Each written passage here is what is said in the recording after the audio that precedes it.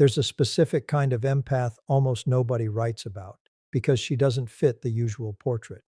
She isn't the one surrounded by people, the one everyone calls their best friend, the one whose phone never stops buzzing with someone needing her warmth, her advice, her endless availability.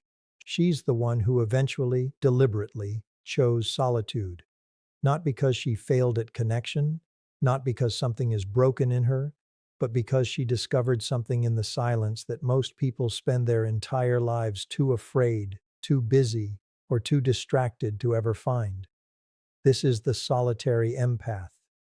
And the gift she carries, the one she's learned to hold carefully, selectively, is one most people genuinely cannot handle being shown, not because it's dangerous in any conventional sense, but because it reflects something back at them they're rarely prepared to see.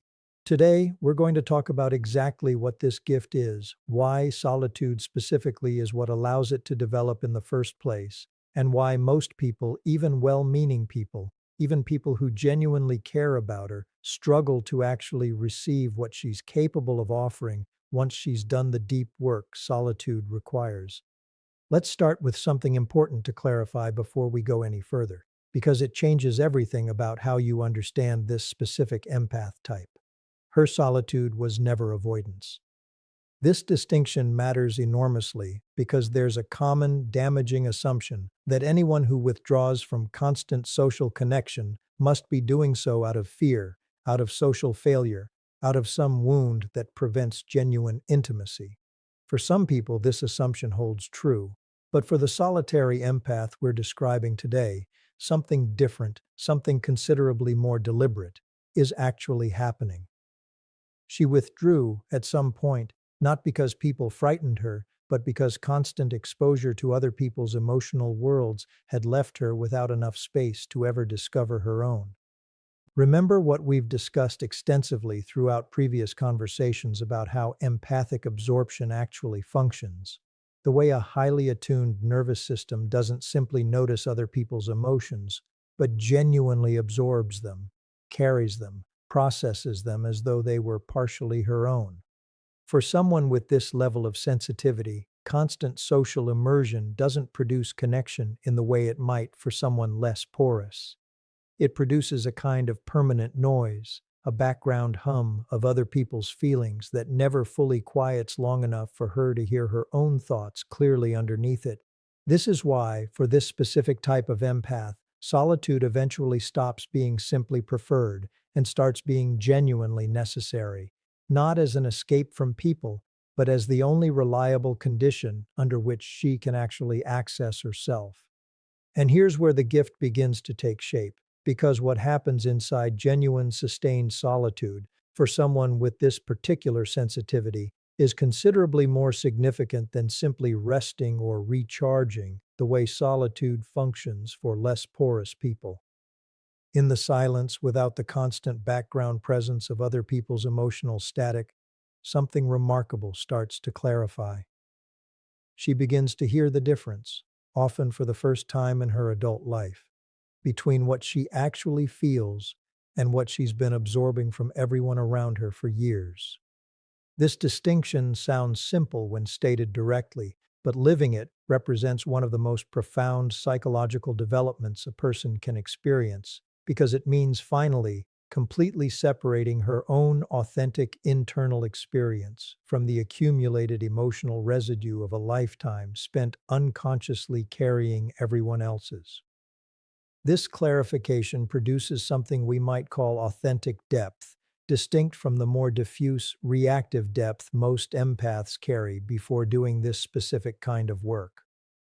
Ordinary empathic depth, the kind that develops simply through sensitivity to other people's emotions, is genuinely valuable, but it remains fundamentally reactive, responding to whatever emotional information happens to be present in her environment at any given moment.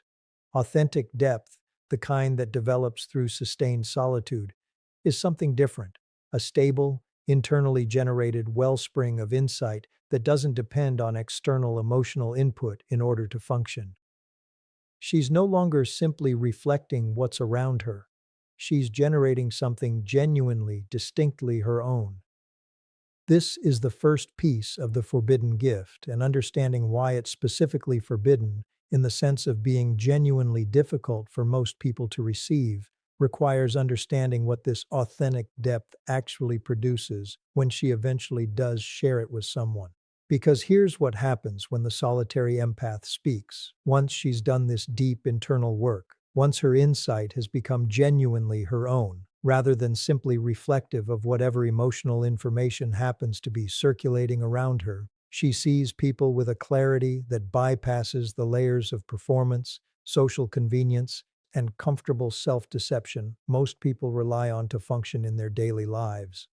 She's spent enough time completely alone with her own authentic experience that she's developed an almost unbearable sensitivity to the gap between what someone presents and what's actually happening underneath it. A sensitivity most people, even well-intentioned people, have never had to develop because they've never spent enough uninterrupted time with their own unfiltered internal experience to recognize what genuine authenticity actually feels like by contrast.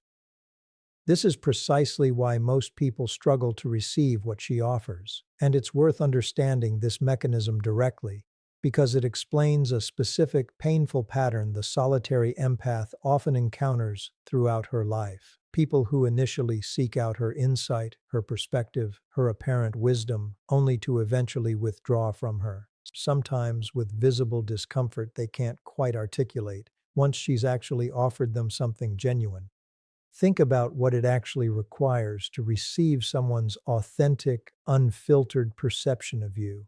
It requires a level of honesty about your own life, your own patterns, your own self-deceptions that most people, understandably, aren't prepared to face on a random Tuesday afternoon in an ordinary conversation that wasn't supposed to become this significant. The solitary empath's insight, precisely because it's developed through genuine internal clarity rather than social performance or diplomatic softening, tends to land with a directness most people simply aren't accustomed to receiving from anyone in their daily lives, family included. Let's go deeper into why this specific discomfort occurs, because understanding it fully reveals something crucial about why this gift has to be held so carefully, offered so selectively, rather than shared freely with everyone who happens to cross her path. Most people move through their daily lives sustained by a network of small, ongoing self-deceptions, not because they're dishonest people, but because full, constant awareness of every uncomfortable truth about oneself and one's choices would be genuinely difficult to function under. The friend who tells herself her marriage is fine, when some part of her already knows it isn't. The colleague who believes his career stagnation is simply bad luck rather than a pattern of avoidance he's never fully examined. The family member who maintains a careful, comfortable story about why a particular relationship ended, one that positions him more favorably than the full truth would allow. These aren't malicious lies. They're protective structures, ones that allow people to keep functioning, keep showing up to their lives, without having to confront everything uncomfortable about their own choices simultaneously.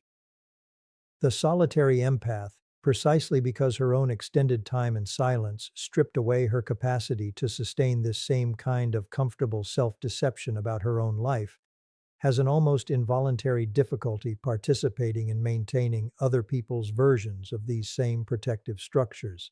Not because she's actively trying to dismantle them, not because she's judging anyone for needing them, but because her own internal clarity makes it genuinely difficult for her to perform the kind of comfortable agreement, the reassuring validation of a story she can sense isn't quite accurate, that most social interaction actually depends on in order to feel smooth and pleasant. This is precisely what makes her presence feel forbidden to so many people, even though she's rarely doing anything overtly confrontational. Simply being near someone who has done this level of internal work, who carries this specific quality of unflinching self-honesty, tends to activate an uncomfortable awareness of one's own protective structures, even when she says almost nothing directly challenging them. People report feeling around her a strange sense of being gently but unmistakably seen through, even during ordinary, unremarkable conversation, precisely because her own capacity for self-deception has been so thoroughly dismantled by her time in solitude that she's lost much of her ability to participate convincingly in anyone else's. This is why the gift genuinely has to be held selectively, and understanding this necessity requires moving past a common misunderstanding that offering this quality of presence to everyone equally would simply be more generous, more loving, more in keeping with what an empath is supposedly meant to do. This misunderstanding assumes that authenticity is always received as a gift, regardless of whether the person receiving it has any genuine readiness or desire to confront what it surfaces. But authenticity offered to someone who isn't ready for it, who hasn't sought it out, who's simply encountering it in the ordinary course of a casual interaction, rarely functions as a gift at all. It functions instead as a genuine disruption, one that can produce real discomfort, real defensiveness, sometimes genuine harm to relationships and self-concepts the other person wasn't prepared to have challenged in that particular moment. This is precisely why the solitary empath eventually learns, often through painful experience, exactly the kind of careful discernment we've discussed extensively throughout many previous conversations about super empaths and healed empaths more generally. The capacity to distinguish between people genuinely seeking her deeper perception, ready to receive it even when it's uncomfortable, and people who are simply encountering her in passing, unprepared for and undeserving of exactly the kind of unfiltered authenticity that constant, unguarded openness would produce. This discernment often looks, from the outside, remarkably similar to guardedness or social distance, and this appearance frequently produces its own kind of loneliness for the solitary empath, one worth naming directly. She's often misread as cold, aloof, difficult to get close to, precisely because she's learned to withhold her deepest perception from most people, offering instead a pleasant, functional surface that allows for ordinary social connection without requiring either party to confront anything more significant than the moment actually calls for. This surface-level engagement isn't dishonest. It's simply calibrated, deliberately, to match what the relationship and the moment can actually hold, rather than flooding every interaction with the full depth of insight she's capable of offering. This calibration requires enormous, ongoing discernment, and it's worth understanding what actually determines who receives access to her deeper gift versus who receives only the calibrated, protective surface. It's rarely about how much she likes someone in the ordinary sense, and it's almost never about social status, charm, or how immediately impressive someone seems in casual interaction. It's about a specific quality she's learned to detect through her own considerable practice, genuine readiness, evidenced not through anything someone says directly, but through subtler signals, a willingness to sit with discomfort rather than immediately deflecting it, genuine curiosity about their own patterns rather than defensive dismissal of any observation that challenges their comfortable self-narrative, an underlying hunger for truth, even when that truth might initially sting. People who demonstrate this specific readiness, even briefly, even in a single conversation, often find themselves receiving something from her that feels genuinely different from ordinary social interaction, something that stays with them long afterward, precisely because it offered them access to exactly the kind of clarity most of their daily relationships never provide. This is the gift finally being offered rather than withheld, and it's worth understanding what this specific experience actually feels like for someone genuinely ready to receive it, because it reveals something important about why the gift, despite requiring such careful selective offering, remains genuinely, profoundly valuable rather than something that should be permanently hidden away out of fear of how it might land. Because here's what actually happens when the solitary empath's gift lands with someone genuinely ready to receive it. and understanding this reveals why this gift, despite its rarity and despite requiring such careful discernment about when to offer it, remains one of the most valuable things a person can encounter throughout an entire lifetime of otherwise comfortable, surface-level relationships. When someone genuinely open, genuinely curious, genuinely willing to sit with discomfort encounters her authentic perception, something shifts that ordinary relationships almost never provide.